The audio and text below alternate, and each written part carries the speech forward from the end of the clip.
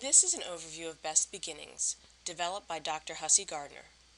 It contains information regarding the developmental screen, family questionnaires, and handouts. The purpose of Best Beginnings is to identify infants and toddlers whose developmental progression may be delayed or atypical and would benefit from more in-depth evaluation by their pediatrician and/or the Maryland Infants and Toddlers Program. Best Beginnings is not meant to elicit diagnosis and should not replace the more formal evaluation process needed to document true delays and recommend early intervention services. There are 5 unique features to Best Beginnings. First, Best Beginnings screens all developmental domains, including adaptive, social-emotional, fine motor, cognitive, language, and gross motor. Second, Best Beginnings screens quality of development in addition to milestone attainment. In other words, it looks at how a child performs a milestone in addition to whether or not the child can do a milestone. Children may benefit from early intervention if their development is delayed or atypical. Third, Best Beginnings can be used to screen the development of premature infants whose adjusted age is less than newborn. Fourth, Best Beginnings offers a directly administered version, known as the BBDS or Best Beginnings Developmental Screen, and a family questionnaire version, known as the Best Beginnings Family Questionnaire. Finally, Best Beginnings includes handouts with fun educational activities for families to do with their children at home. Each Best Beginnings item is linked to a family handout page number. Let's begin by reviewing the directions for using the Best Beginnings developmental screen.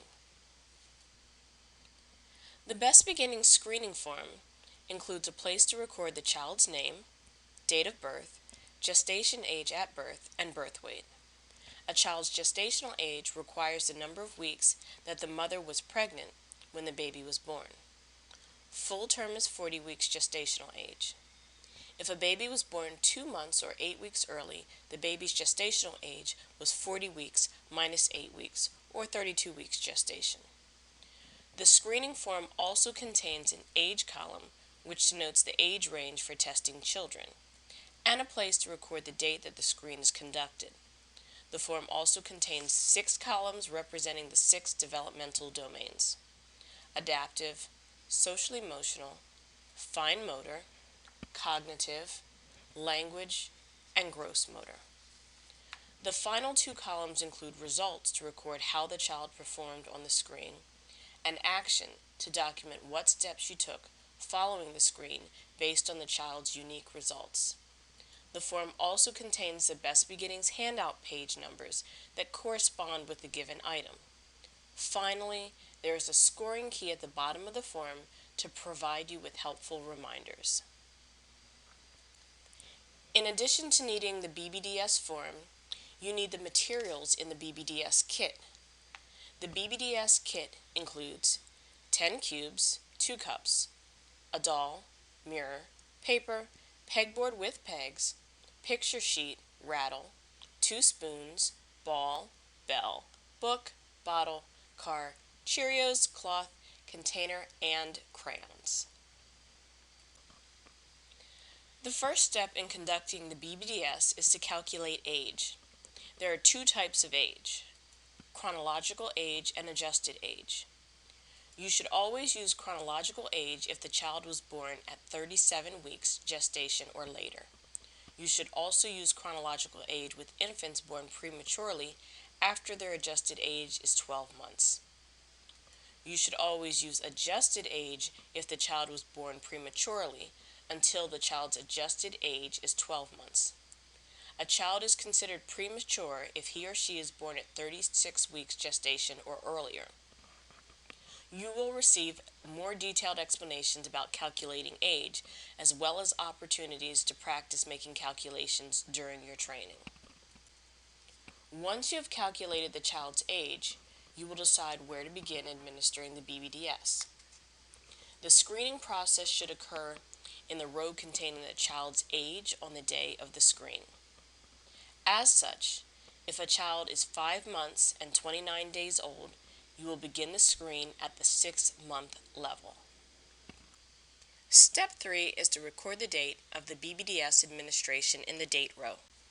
In Step 4, you administer the items according to the directions in the manual and score the items as O, I, A, and X. Circle O when you observe the child successfully perform the item. You circle the O for observed pass. Circle I when the parent informs you that the child can do the item. You circle the I for informed pass. Circle A if the child performs the item in an atypical manner. You circle the A for atypical. Finally, circle X if you don't observe the item and the parent doesn't inform you that the child can do the item. You circle the X when the child can't do the item. The user's guide describes what constitutes a pass for each of the items. It also presents possible atypical characteristics to consider. Let's take a look at one of the BBDS items.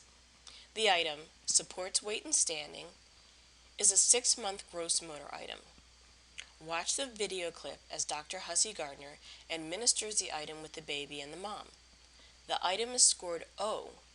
And how do you do in standing? Oh, say, I do great in standing. Yes, I do. You are so happy. In Step 5, you score Milestone Attainment as P, S, or C. Circle P for pass if the child receives an O or an I for all items at his or her age. This means that the child can do all items at his or her age range.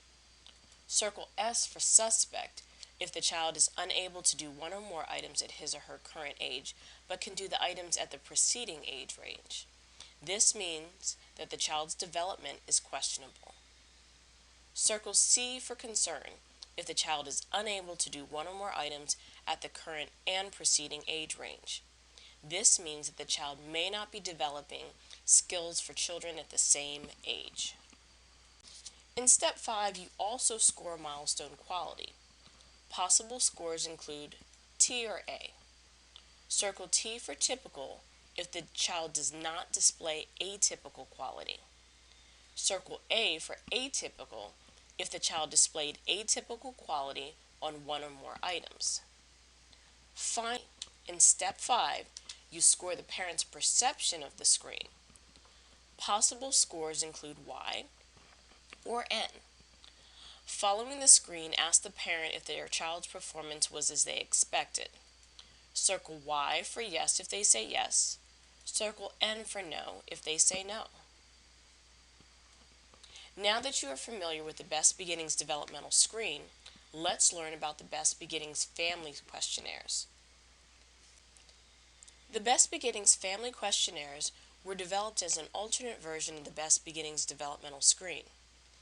The family questionnaires provide developmental screening via parent report for children birth to 3 years of age. The questionnaires can be helpful when time constraints exist, when it's not possible for you to observe the child's development, or when family input is desired. Like the developmental screen, the family questionnaires should not be used to elicit diagnosis. The BBFQ uses symbols to represent the same 6 developmental domains that are used in the BBDS. BBFQ items correspond directly to items on the BBDS. On the BBFQ, a parent responds on behalf of their child.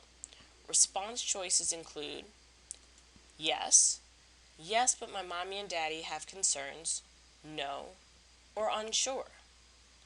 The family is also given the option to indicate whether or not they want a handout on the topic by placing a check in the column, Mommy or Daddy wants a handout on this topic. The BBFQ is reviewed by you, the child care professional. BBFQ symbols are as follows.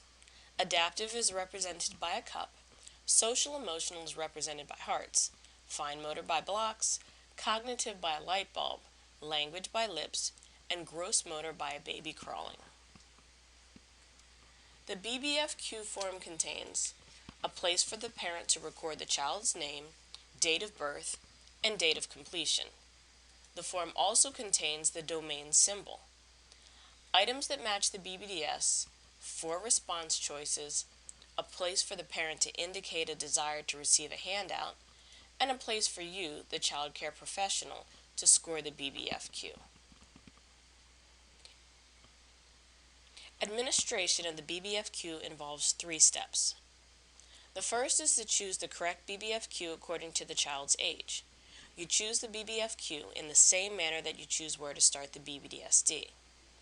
Next, you give the BBFQ form to the family and explain that you would like them to complete a form about their child's development to help you better understand what their child is doing at home. Finally, you explain when to return the form. As we did on the BBDS, we score BBFQ milestone attainment as pass, suspect, or concern. Circle the P at the bottom of the form for pass if the parent responds yes to all items in the first set of statements. Circle the S at the bottom of the form for suspect if the parent scores no or unsure in response to one or more items in the first set of statements, but responds yes for the items in the second set of statements. Circle the C for concern if the parent responds no or unsure to one or more items in the first and second set of statements. As with the BBDS, BBFQ milestone qualities scored typical or atypical. Circle A for atypical, circle T for typical. Circle A for atypical if any items are scored yes, but my mommy or daddy has concerns, and ask the family to describe their concern. Circle T for typical if none of the items are scored yes, but my mommy or daddy have concerns. The final step on the BBDS or the BBFQ is to document the action that you take based on the child's score. There are 3 possible action steps: provide handouts, rescreen, and refer. If a child scores pass and typical, you should provide the family with handouts to foster upcoming milestones and rescreen the child following MSDE's developmental screening policy. The Best Beginnings system also includes handouts to help parents foster development at home. Each handout contains important information about the specific milestone, suggestions for fostering development of the given skill at home, and safety notes as applicable. If a child scores suspect and typical, you should provide the family with handouts to foster upcoming milestones, refer to the infants and toddler program upon parent request, or recommend the child's primary care provider rescreen within 60 days and rescreen the child following MSDE's developmental screening policy. To refer a child to the infants and toddlers program, simply complete the referral form, have the parent sign it to give you permission to refer their child, and fax it to your local program. If a child scores concern and/or atypical, you should do 3 things. First, provide the family with handouts to foster the child's upcoming milestones. Second, with parent permission, refer the child to the infants and toddlers program and notify the child's pediatrician of the referral. Third, rescreen the child following MSDE's developmental screening policy. When you share results with parents, it's important to share the child's strengths in addition to any concerns or recommendations. Strengths are the items passed at the highest age level, even if that age is less than the child's current age. Items of concern are those items that the child cannot do but should be able to do for his or her given age. If you have strengths and concerns to share, ask the family which they would like to hear first, as parental preferences vary. When sharing concerns, remember to be sensitive to the feelings of family members and provide opportunities for the family to ask questions about your findings. As a child care professional, you are encouraged to give parents information on their child's growth and development as part of your ongoing communication with families throughout the year. Ongoing communication is important to establishing a relationship of mutual respect and an understanding that you and the family are working as partners in supporting the ongoing development of their child. As a result of ongoing communication, concerns are less likely to come as a surprise and are more likely to be viewed with the understanding that the goal is to assure the success of the child. The The Best Beginnings Developmental Screen, family questionnaires, and handouts were developed by Dr. Brenda Hussey Gardner.